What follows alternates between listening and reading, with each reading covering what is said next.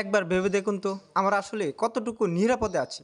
নিজের বাড়ি, নিজের পরিবার আর নিজের কষ্টে উপার্জিত সম্পদ নিয়ে আমরা নিশ্চিন্তে বসবাস করতে চাই। কিন্তু বর্তমান সময়ে সেই নিরাপদ যেন দিন দিন প্রশ্নবিদ্ধ হয়ে পড়ছে। প্রতিনিয়ত দেশের বিভিন্ন স্থানে ঘটেছে চুরি, ডাকাতি ও নানা ধরনের অপরাধমূলক কর্মকাণ্ড।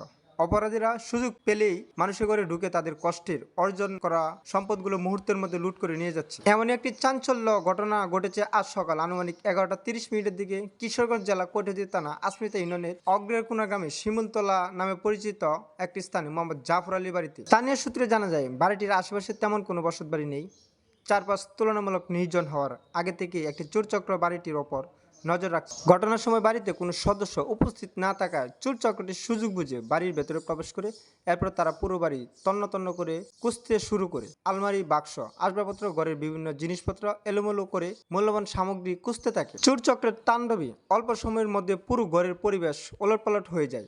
এক পর্যায়ে তারা এক জোড়া স্বর্ণের কানের ফুল, 2 জোড়া পায়ের নূপুর, 2 জোড়া আংটি হাতিয়ে নিতে সক্ষম হয়। স্বর্ণের যে কানের ফুলটা নিয়েছিল তা 2 মাস আগে 60,000 টাকা দিয়ে বানিয়ে আনছিল। বর্তমান মূল্য 60,000 টাকার ঊর্ধ্বে। সবকিছু গুছিয়ে নিয়ে পালিয়ে যাওয়ার প্রস্তুতি নিচ্ছিল চোরচক্র। ঠিক সেই সময় ঘটে যায় নাটকীয় ঘটনা। বাড়ির কথা মোহাম্মদ জাফর আলী হঠাৎ করে বাড়িতে ফিরে আসেন। বাড়ির ভেতরে অপরিচিত লোকজনের উপস্থিতি টের পেয়ে তিনি সন্দেহ করেন এবং দ্রুত পরিস্থিতি বোঝার চেষ্টা করেন। বিষয়টি বুঝতে পেরে একজন মহিলা চোর দ্রুত বাড়ি থেকে বের হয়ে পালিয়ে যেতে সক্ষম হয়। তবে তার সহযোগী একজন পুরুষ চোর এত দ্রুত পালানোর সুযোগ পায়নি। এ সময় জাফর আলী চিৎকার শুরু করলে আশেপাশের মানুষ ছুটে আসেন। মুহূর্তের মধ্যে এলাকাবাসীর মধ্যে খবর ছড়িয়ে পরে স্থানীয় জনতা দাওয়া করে ওই চোর চক্রকে আটক করতে সক্ষম হয়। চোর আটক হওয়ার খবরটি মুহূর্তের মধ্যে ছড়িয়ে পড়ে এবং মানুষজন উপস্থিত হয়। দীর্ঘদিন ধরে এলাকায় চুরি ছিনতাই ঘটনা ক্ষুব্ধ কিছু মানুষ উত্তেজিত হয়ে এক পর্যায়ে আটক চোর জনতার মারধরের শিকার হয়। খবর পেয়ে কৈঠদী মডেল থানার একদল পুলিশ দ্রুত ঘটনাস্থলে পৌঁছে যায়। পুলিশ সদস্যরা পরিস্থিতি নিয়ন্ত্রণে এনে আটক ব্যক্তিকে জনতার হাত থেকে উদ্ধার করে। পরে তার শারীরিক অবস্থা অবনতি হওয়ায় তাকে চিকিৎসার জন্য কৈঠদী সদর হাসপাতালে পাঠানো হয়।